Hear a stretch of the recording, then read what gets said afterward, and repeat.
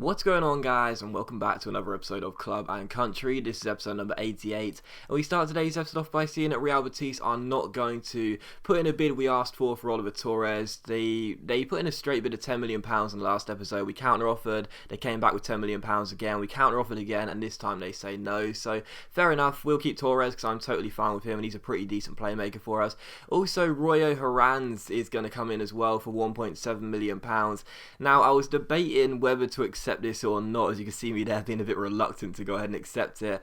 I wasn't really sure. I mean, £1.7 million is, we don't really need to worry too much about it because we've still got quite a bit of money left over, but for a 67 rated centre back with pretty average stats at best, not too sure it was worth the money, to be honest. But he's only 20 years old, he's got the showing great potential tag, he should develop well enough to be worth more than that in the future, but the problem is obviously he's not going to get too much game time here. He's got a few centre backs ahead of him, so we'll have to wait and see. To be honest, because we've got so much money left over anyway, well, I say so much money, a little bit of money left over anyway, I'm not too fussed about it, but maybe that was the wrong deal and a bit of a waste of money. Still, we take on Bayern Munich for the first and only game of today's episode here in the Copa Europe. Now, of course, this is the Champions League winners versus the Europa League winners from last season. So Bayern Munich, of course, won the Champions League. We take them on here in the Copa Europe, and coming into this game, my aim right from the beginning was simple: go defensive, as you can see in the bottom right hand side.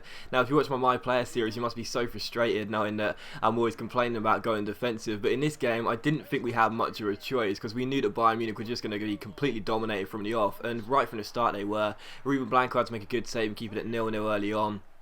And 20 minutes later, they came through again with Ribery finding Bastian Schweinsteiger. He picks out Yaya Toure, who finds Mario Götze. Bayern Munich building a chance here with Ian Robben going down the left-hand side. Plays it inside towards Götze. Lovely little turn. Good finish as well, but it goes just wide of the post and behind for a goal kick. So the early chances coming to Bayern Munich, as you would expect in this game. But a few minutes later, we would get ourselves our first chance of the game with Grimaldo going down this left-hand side and finding Jesse Rodriguez. Rodriguez roulettes around Philippe Lahm, and once Rodriguez turned Lahm was never going to catch up. Rodriguez has the pace all day long, and with a quick little Ronaldo chop, he gets himself inside, and Jesse Rodriguez gives us the lead in this game. And this guy, I have no words to explain how important this guy is to our team. Of course, you guys signed him last season, and I just could not be happier about it because he's just an absolute monster. Rodriguez cuts inside onto his preferred right foot and just levers it past the best goalkeeper in the world, Manuel Neuer, and makes it Racing Santander 1, Bayern Munich 0. So we take the lead in this game, or Bayern Munich 0, Racing Santander 1 if you want. But even so, we take the lead in this game 1-0 up, and it was a real surprise. But, I guess not too much of one because, we were going to be going on the counter-attack, and Bayern Munich would keep throwing bodies forward, so there were going to be chances for us. But, with Bayern Munich's side, I definitely felt as though we'd be dominated right from the off, and they were having the better chance in the first half. Ribery went relatively close there, and it was still 1-0. And from the goal kick, we pass out from the back. Rodriguez, the goal scorer, gets on the ball for us and cross-fields it towards Moi Gomez down the right-hand side. Gomez holds it up and finds Pedro Obiang, and as Obiang cuts past his man, he finds Mamadou Tunkara, and after a couple of skill moves, Tunkara gets himself inside, goes through, but Neuer makes a superb save and keeps it at 1-0. So still Bayern Munich 0, Racing Santander 1, but in this game, despite the fact that we did go defensive early on, despite the fact that Bayern Munich were playing much better than us, Shaqiri here flicks it down towards Dos Santos, and Blanco just about deals with it, and as I give it away, Bayern Munich come forward again, and Yaya Toure's header as well, saved by Blanco. We still were having chances, despite going defensive early on, despite knowing that we'd probably be on the back foot for the majority of the game. We were on counter-attacking, and we were still getting ourselves forward. We weren't just, basically lumping the ball backwards towards Bayern Munich and letting them have the ball back, regain possession, and coming back at us again. We kept on, playing some pretty good football, to be honest, and again, Rodriguez goes pretty close here, Neuer making a good save. We were attacking whenever we needed to be honest, but it was still Bayern Munich 0, Racing Santander 1. In the 68th minute, they come forward again here with Mario Götze finding Dos Santos through the middle here, and as Giovanni turns his man, he keeps on going down the left-hand side, slides it through towards Yaya Toure, he crosses the ball in, and that header by Robben should have found the back of the net. It hits the bar, it comes back to him, and he heads it over the bar. So still Bayern Munich 0, Racing Santander 1, and they just kept missing their chances. We had a great chance to wrap up the game in the 79th minute, Tunkara taking around Benatia, and what a stop that is by Neuer on the one-on-one. Superb save by the goalkeeper, and it was still 1-0 to Racing Santander though, and in stoppage time we were holding on for dear life to try and win the Super Cup here. It was still 1-0. Bayern Munich were throwing the bodies forward, throwing the ball into the box, but every time they came forward we looked capable of defending, and as Villalba gets the ball here on the edge of the area, he doesn't really know where to go because there are so many bodies crowding out Bayern Munich. We kept putting the pressure on, and we just didn't allow Bayern Munich any breathing space in this game. And here they come forward, they cross it in, and Carlos Blanco heads it away, and it was how the game would finish as well. So absolute scenes. Bayern Munich 0, Racing Santander 1 is the final score, and this is probably the best win of the series so far. I'm not too sure whether it is. We've had some good ones, notably against Real Madrid and Barcelona, of course, but I'd probably say it is the best win of the series so far, because it was an interesting game, because it really was sort of to and fro. But we were in the game for the majority of it. It wasn't a case of Bayern Munich dominating for the entire game and us struggling to defend.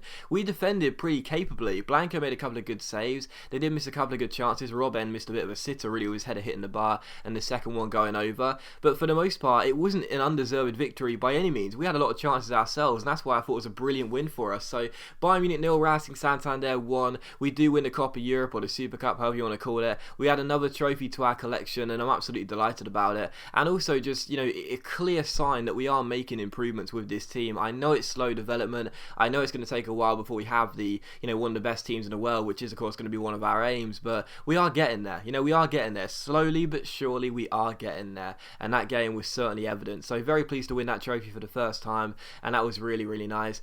Still following out bids for Oliver Torres from Borussia Mönchengladbach, and someone came in for Ruben Blanco, but I can't remember who. As you can see, we're not accepting any bids for Oliver Torres unless we get £20 million, and no club seem to want to pay that. So I don't really see the point, to be honest. This was on transfer deadline day anyway, so even if we did sell him, it would be a struggle for us to sign a player to replace him who would be just as good, if not better.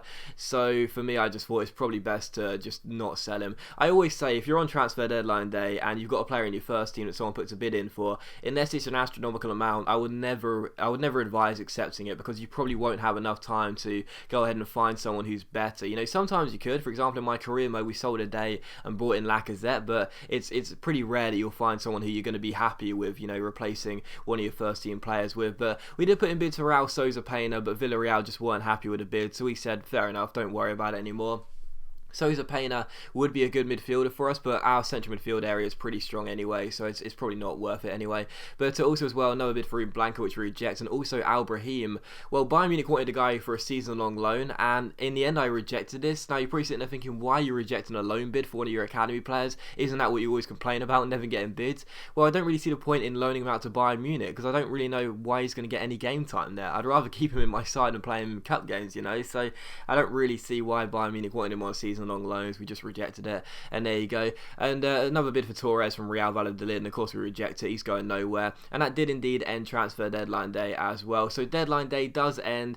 Nothing really to note on deadline day, and to be honest, the transfer window as a whole wasn't actually as, I guess, exciting as it possibly could have been, because we actually leave deadline day with £10 million still left in the kitty, and it's a surprise usually, because usually I just spend all of the money completely, as soon as I get it. But to have £10 million going into January is probably going to be pretty decent advantage for us, because depending on what happens in our Champions League group, we could get even a bit more money, and due to pre-contracts we could sign a couple of decent players. Obviously Carvajal is one I've noticed that is out of contract in the summer, so yeah, I'm pretty happy to have actually left a bit of money left over instead of just spending it all on random average players and leaving it like that. But to be honest, we did what we needed to do in the window, even though it wasn't as exciting as it possibly could have been. We did what we needed to do. I wanted a new centre back, we got my main target in Borja Lopez. I wanted a new striker, we got my main target in Morata, and we did a little bit of business here and there as well for fringe players like Royo Haran's coming in, Diaz Miguel rejoining on loan. So yeah, we did what we needed to do. It was an effective window, we did what we needed to do, and as you'll see a U-Score monthly report here and a squad report as well, I'm actually pretty satisfied with the team right now. I really am. I do believe that we are making very good strides with this squad, and again, as I've said before, it is going to take a while before we have the type of squad that's going to be capable of winning Champions Leagues and so on and so forth. But it is getting better and better and better as the seasons go by. You can tell that with some of the players now into the 80s for the overalls. We got good players in the high 70s as well. We got a ton of young talent here. It is getting better and better as the seasons go by, and we're in the Champions League this year. We got our Champions League group. You'll see that in the next episode. I don't know whether we'll be able to get out of the group and get into the knockout stages, but to be honest, with this squad, it's certainly not going to be a case of us going into the Champions League too early and just becoming the whipping boys and losing every game. We've definitely got chances of pulling off surprises and pulling off shock results, so that Bayern Munich game was capable of that. It showed that. It was evident. We were able to beat Bayern Munich by a goal to nil, and it wasn't even a lucky victory. We deserved it just as much as they would have done. So even so, I'm pretty pleased with the squad. That did end transfer deadline day, and that does end this episode as well. So as always, guys, a big thank you for watching the video. I really do hope you have enjoyed it. If you have enjoyed today's episode of Club and Country, then please do leave a like. It is much appreciated, and of course it really does help my channel out. And I'll see you for the next episode of Club and Country very soon.